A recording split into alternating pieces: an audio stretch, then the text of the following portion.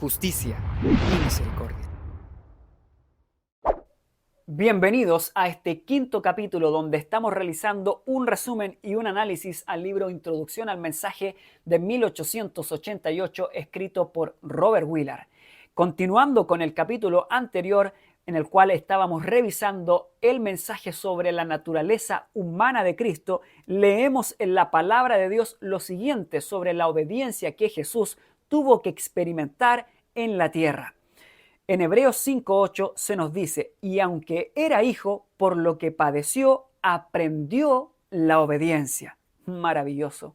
Juan 5:30 dice, no puedo yo hacer nada por mí mismo, según oigo, así juzgo, y mi juicio es justo, porque no busco mi voluntad, sino la voluntad del que me envió, y esa es la del Padre. Juan 6:38 dice, porque he descendido del cielo, no para hacer mi voluntad, sino la voluntad del que me envió. Mateo 26:39 dice, yendo un poco adelante, se postró sobre su rostro, orando y diciendo, Padre mío, si es posible, pase de mí esta copa, pero no sea como yo quiero, sino como tú. Romanos 15:3 dice, porque ni aun Cristo se agradó a sí mismo. Filipenses 2:8 dice finalmente, y hallándose en forma de hombre, se humilló a sí mismo, haciéndose obediente hasta la muerte, y la muerte de cruz. Gloria a Dios por la experiencia y el triunfo de Jesús al pecado en la carne. Así como el pastor Battle, que era el presidente de la Asociación General en 1888, quien rechazó el mensaje dado por Jones y Waggoner en Minneapolis, muchos otros enviaron cartas a Elena White para mostrar su posición y su descontento con el mensaje entregado. Y al responder, Elena White declaró lo siguiente: me han llegado cartas que afirman que Cristo no podría haber tenido la misma naturaleza que el hombre, pues si la hubiera tenido, argumentan ellos, habría caído bajo las tentaciones similares que nosotros caemos. Y ella responde de la siguiente manera: si no hubiera tenido la naturaleza del hombre, no podría ser nuestro ejemplo. Si no hubiera participado de nuestra naturaleza, no podría haber sido tentado como lo ha sido el hombre. Si no le hubiera sido posible rendirse ante la tentación, no podría ser nuestro ayudador. Fue una solemne realidad que Cristo vino para reñir, para combatir las batallas como hombre en lugar del hombre, en el lugar de la humanidad. Su tentación y victoria nos dicen que la humanidad debe copiar al modelo. El hombre debe llegar a ser participante de la naturaleza divina. La divinidad y la humanidad pueden combinarse. En febrero de 1894, en un folleto titulado Cristo tentado como nosotros, ella escribe lo siguiente: dicen muchos que Cristo no fue tentado como nosotros, que Él no estuvo en el mundo como lo estamos nosotros, que era divino y por lo tanto que no podemos vencer como Él venció. Pero eso no es cierto. Tremenda esa confirmación. Eso no es cierto. ¿Por qué? Porque ciertamente no tomó la naturaleza de los ángeles, sino la de la simiente de Abraham, porque en cuanto él mismo padeció siendo tentado, es poderoso para socorrer a los que son tentados. Cristo conoce las pruebas de los pecadores, conoce sus tentaciones. ¿Por qué? Porque tomó sobre sí nuestra naturaleza. Gloria a Dios. En el libro Deseado de todas las gentes, el capítulo 4, pero posteriormente a 1888, ella escribe lo siguiente: habría sido una humillación casi infinita para el Hijo de Dios revestirse de la naturaleza humana, aun cuando Adán poseía la inocencia del Edén. Pero Jesús aceptó la humanidad cuando la especie se hallaba debilitada por 4000 años de pecado. Como cualquier hijo de Adán, aceptó los efectos de la gran ley de la herencia, y la historia de sus antepasados terrenales demuestran cuáles eran aquellos efectos. Mas él vino con una herencia tal para compartir nuestras penas y tentaciones y darnos un ejemplo de una vida sin pecado. Más adelante, ella afirma en la Review and Herald del 15 de diciembre de 1896, dice lo siguiente: vestido en la ropa de la humanidad, el Hijo de Dios bajó hasta el nivel de aquellos a quienes quería salvar. Bajó hasta el nivel. En él no hubo engaño ni pecado, siempre fue puro e incontaminado. Sin embargo, tomó sobre sí nuestra naturaleza. En el mismo deseado de todas las gentes, en el capítulo 12, titulado La tentación, explica cómo Jesús logró en la humanidad mantenerse sin pecado y nos exhorta a hacer lo mismo. Ella dice: en nuestra propia fortaleza nos es imposible negarnos a los clamores de nuestra naturaleza caída. A nosotros nos es imposible negarnos a esto. Por medio de ella, Satanás nos presenta tentaciones. Cristo sabía que el enemigo se acercaría a todo ser humano para aprovecharse de las debilidades hereditarias y entrampar mediante sus falsas insinuaciones a todos aquellos que no confían en Dios. Y recorriendo el terreno que el hombre debe recorrer, nuestro Señor ha preparado el camino para que venzamos. No había en él nada que respondiera a los sofismas de Satanás. Él no consintió con el pecado, en pecar, ni siquiera por un pensamiento se dio a la tentación. Así podemos hacer nosotros. Él recorrió el mismo terreno que el hombre debe recorrer y no respondió a ningún sofisma de Satanás, porque no había nada que Satanás pudiese tomar en él para llevarlo a caer en el pecado. Y ni siquiera por un pensamiento se dio a la tentación. Y ella dice finalmente: así podemos hacer nosotros. Maravilloso. El libro Mensajes Selectos, tomo 1 de 1899, leemos lo siguiente: las suyas fueron tentaciones verdaderas. Estamos hablando de Jesús. Las suyas fueron tentaciones verdaderas, no artificiosas, es decir, no eran engaños como lo analizábamos en el capítulo anterior. En su santidad, en su humanidad, el Hijo de Dios, en su humanidad, el Hijo de Dios luchó con las mismas terribles y aparentemente abrumadores tentaciones que asaltan al hombre. Las mismas cosas que nos asaltan a nosotros, Jesús luchó contra ellas, las combatió ahí en el terreno donde Satanás lo tentó y triunfó sobre aquellas tentaciones, no cayendo en el pecado, para luego regalarnos ese triunfo maravilloso y también andar como Él anduvo. En 1895, Elena White responde en carta a un evangelista de Nueva Inglaterra. Este es un asunto bien interesante, ya que es muy conocida esta carta. La carta es Carta 8 a Baker, así es como se denomina, donde ella instruye a este hombre sobre el tema de la humanidad de Cristo. En su contenido encontramos lo siguiente. Ojo con esta declaración.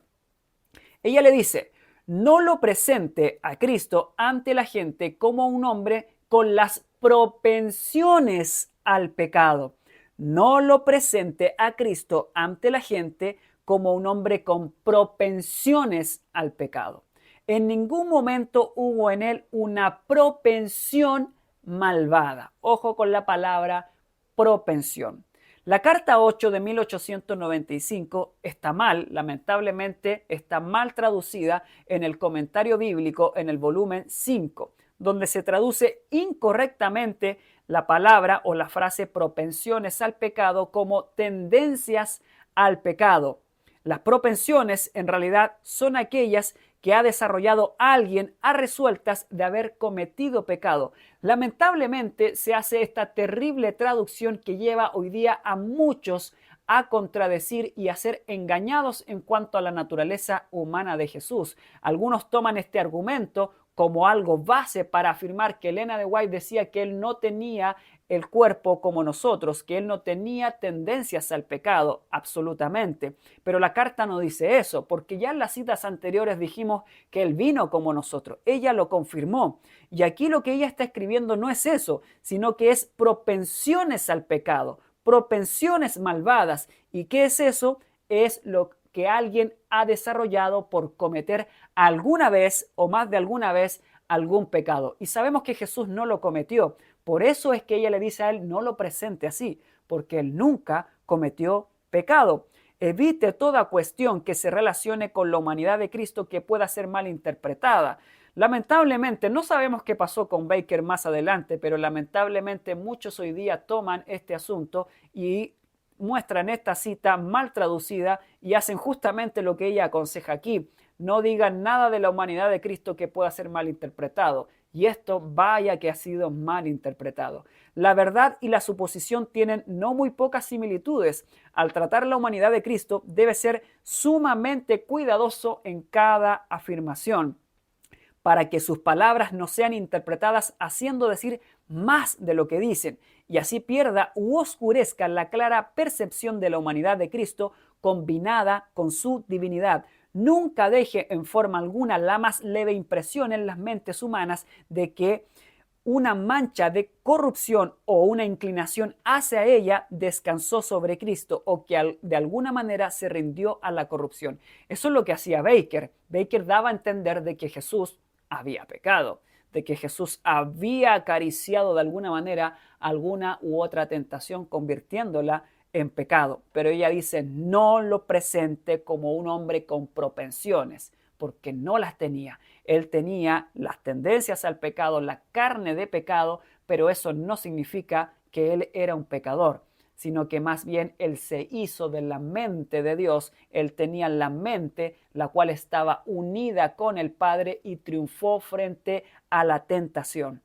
Aquí es donde podemos concluir y sentar algunas bases en relación al mensaje. Por ejemplo, no es correcto decir que Cristo tenía una naturaleza pecaminosa, sino que lo correcto sería decir, como está en el ministerio médico, donde Elena White escribe, Él tomó sobre su naturaleza sin pecado. Eso tiene que ser enfático.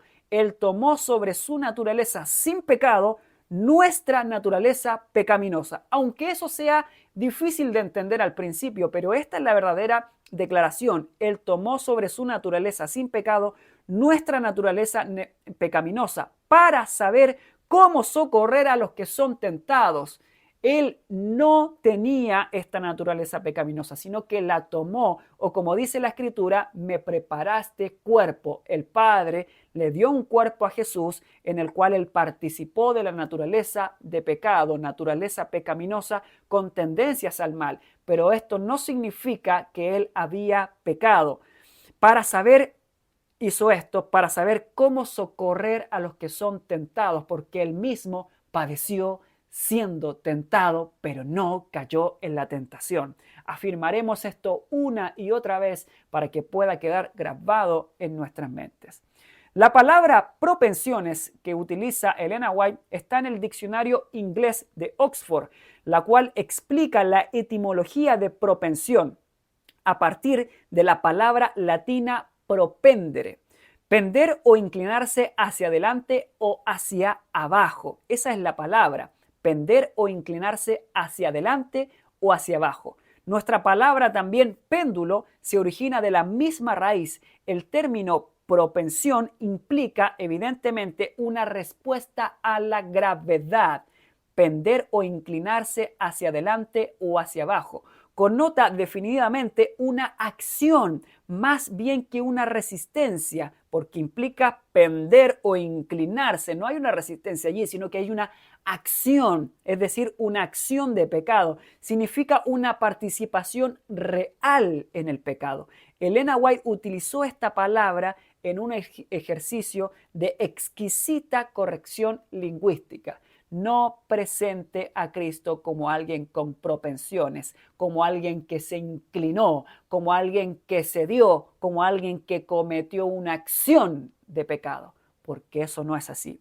Por más que él haya tenido la naturaleza humana pecaminosa que nosotros tenemos, eso no significa que él haya sido un pecador. Y eso nos dice mucho en relación a lo que verdaderamente es pecado, porque pecado es quebrantar la ley de Dios, una acción, no es simplemente un estado. Eso no existe en la Escritura. Waggoner nos exhorta en relación a esto desde otro tiempo y nos dice, pero alguien dirá, no encuentro consuelo en esto. Alguien que está en el pensamiento del otro lado. No encuentro consuelo en esto. ¿En qué? Dispongo ciertamente de un ejemplo, pero no puedo seguirlo, ya que carezco del poder que Cristo tenía, suponiendo que él tenía un poder especial para vencer. Él fue Dios mientras estaba aquí en la tierra. Yo no soy más que un hombre.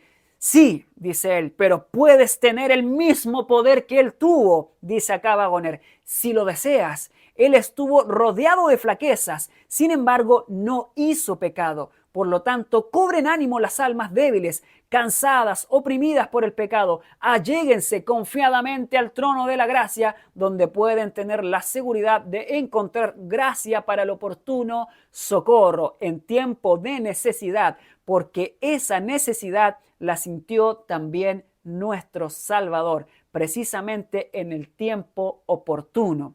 Él se puede compadecer entonces de nuestras flaquezas, de nuestras debilidades, porque Él también se hizo del poder infinito en medio de la debilidad. Gloria a Dios por nuestro Jesucristo.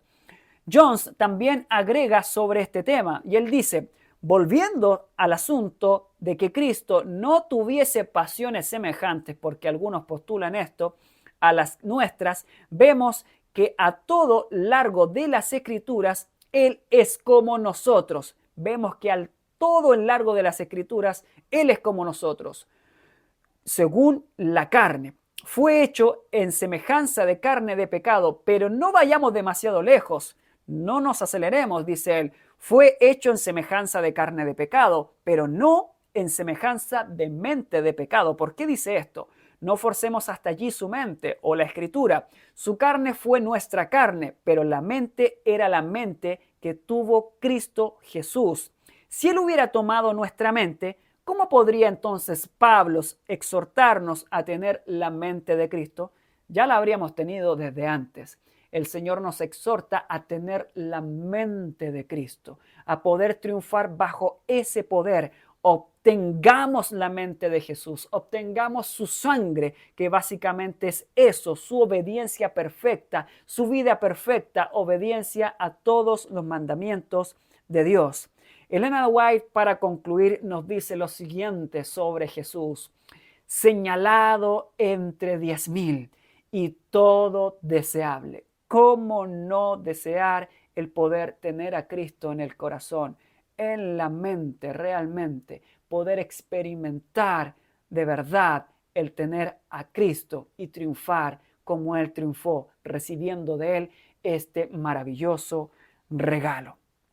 Ciertamente también hoy deberíamos sentir la necesidad de presentar a Cristo como un Salvador que no estaba lejano, sino al alcance de la mano. Que Dios te bendiga y síguenos acompañando en este análisis y resumen que estamos haciendo al libro Introducción al mensaje de 1888, escrito por Robert Wheeler.